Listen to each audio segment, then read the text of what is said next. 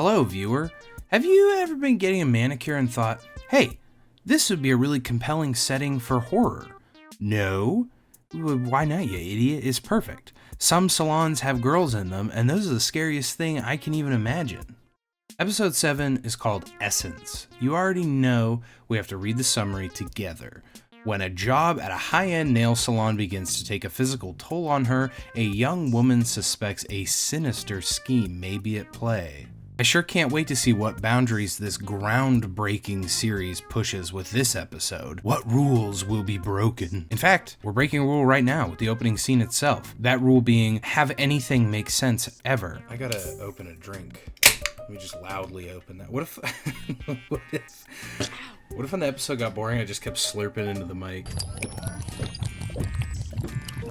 Our main girl, whose name we do not know yet, is in the bathroom waxing her legs. Close-up shot reveals her legs are already completely hairless, so I'm assuming she's just doing this recreationally. She also left the bathroom door open. Who does that? Well, I feel like literally no matter what, I could just be standing fully clothed in a bathroom and the door would be, I would not leave the door open. That's so weird. Even living alone, that's weird. And then her leg starts bleeding in a different spot than the wax strip was touching, which is also weird, but sensational scene, good opener. Hard cut to just a lot of feet. This episode was directed by Quentin Tarantino or something. Every single day of my life, I wake up thankful I did not develop a foot fetish. The only downside to that is that when watching things like this, I am utterly repulsed. I don't like feet, and they couldn't even just show normal feet. First pair of stompers we see in close-up was, they look like the woman they're attached to has been using her toenails to dissect roadkill. Foul. Ew. Gross.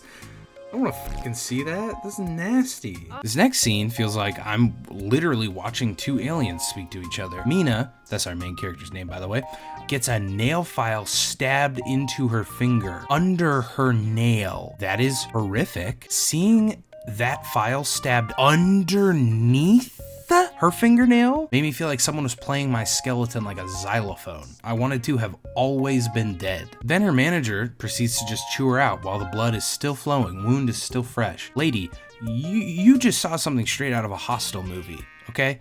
I think a 5-minute break is warranted here. And to top it all off, she gets mad that Mina was waxing her legs in the bathroom. Waxing your legs in the bathroom this morning? Is that true?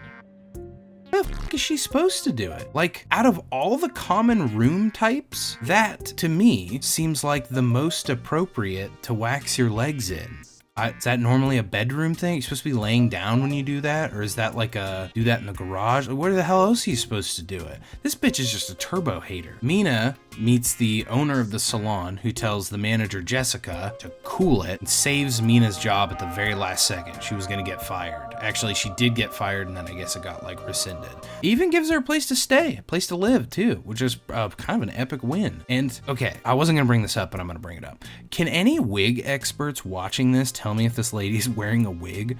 Why does this look like a wig to me? Like, I'm looking at this, and my eyes are seeing it, my brain is screaming wig. Like, am I just hungry while watching this episode or something? What is going on? Mina now has a new friend, Tran. They have a nice little scene where they meet and instantly begin talking about what their dreams are, which apparently is nothing too creative, just opening their own salon. I don't know about the salon meta, but it feels like a bad idea to say your biggest goal is to become a rival business with your, like, super Hitler manager just wandering around. Also in CW fashion, classic at this point, CW fashion, we get a heartfelt discussion scene before we even develop characters. Before we even, this is the character development, is them talking like this. I don't care what their dreams are. I don't even know them. All I know about Mina is that she barely reacted to a horrible wound. So if anything, I'm a little scared of her. This is a fun fact. I have fainted one single time in my life. Only once. And it was when I got stabbed by a fork. When they pulled the fork out of my shoulder, I dropped like a sack of shit. Mina is built so differently than me. I couldn't do it. Now,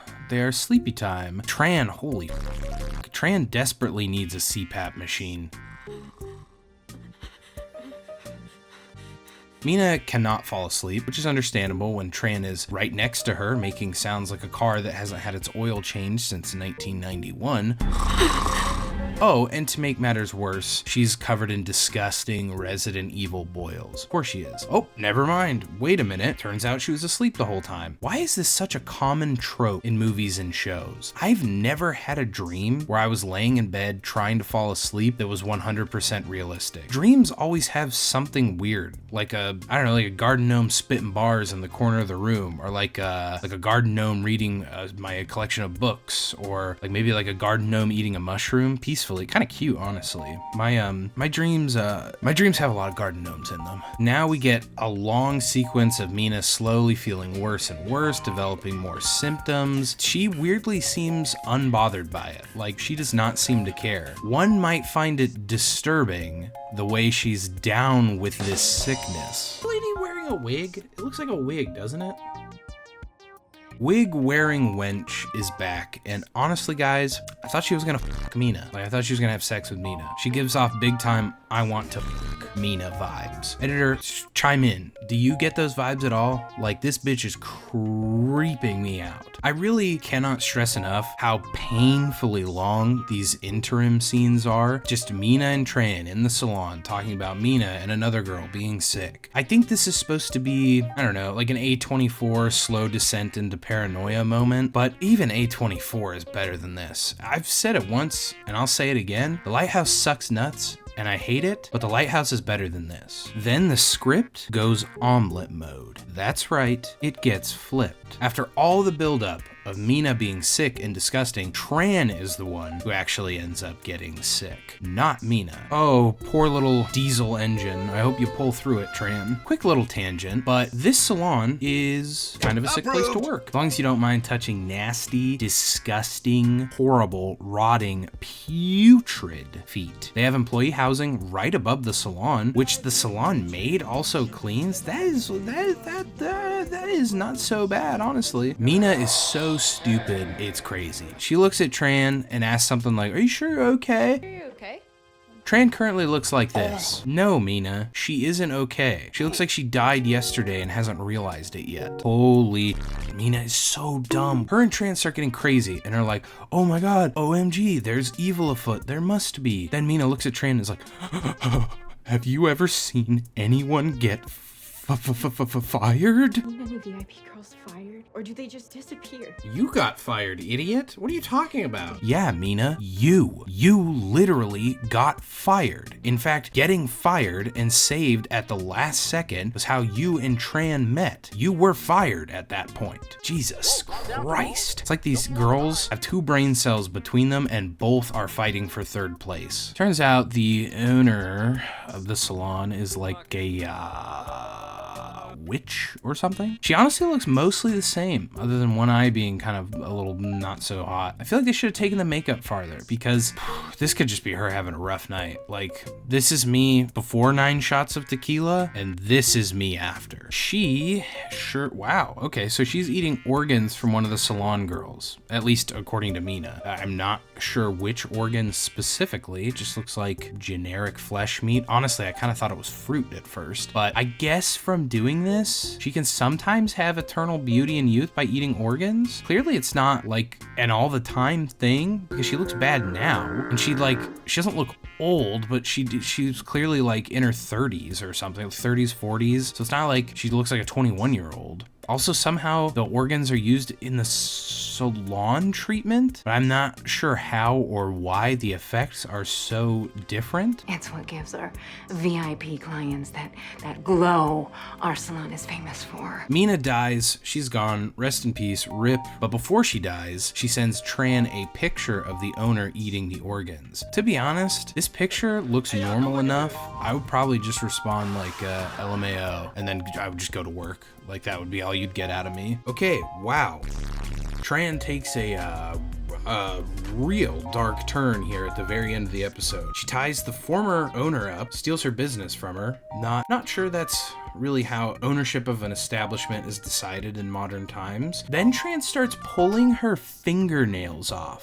Didn't it have to be organs? Is she just torturing this woman for fun? Or were organs not required for this weird magic and it's just a side hobby? Who the even knows? Well, that was something. Not sure why it took a turn like that at the end there. It's a bit of a weird move to have the final shot of your episode be your remaining main character torturing a woman who we haven't actually seen do anything wrong. Like, Mina saw her eating out of a jar and assumed it was the organs of a salon girl. Like, suspicious? Yes. Worthy of CIA black site torture? Probably not. I'm going to make this abundantly clear, even though it's several years too late. CW from the past, listen up, and also anyone who is potentially going to make the same mistake. You guys have 17 minutes. Stop trying to do slow burn, character-driven paranoia stories. You saw the success of A24, you saw that it was trendy, you tried to replicate it horribly. In an A24 movie, it takes a character 17 minutes to get a glass of water. Like, you are not the same. I see so many creators online making really cool horror stuff in like the short form vein, like shorts, reels, TikTok, that stuff. And the trick seems to be you focus on like mood and a centerpiece visual. That's it. We literally do not have time to be both scared and hear your character's fucking life story. Episodes are 17 minutes long. Start acting like it. This episode was okay. I didn't completely hate it. As far as the horror goes, the only things that were kind of compelling were the gross out moments, which is admittedly my least favorite type of horror, but at least it was something. It also wasn't like laugh out loud bad either, so I give Essence a big thumbs sideways. I give it a thumb. It just gets a thumb, completely neutral. Today's featured comment is from Olive P, AO Live P, Olive. I'm sorry for that. I'm just gonna go ahead and give up on that one. But the comment says, well, that went from yummy maggots to depression real fast. That is actually a very good way of summarizing the last episode. It would also be a really, really good name for my life story. Ooh, I gotta write that down. Thank you all very much for watching. If you enjoyed the video and subscribe, I will kiss you 20 times on each cheek. I'll be back soon with another video. See ya!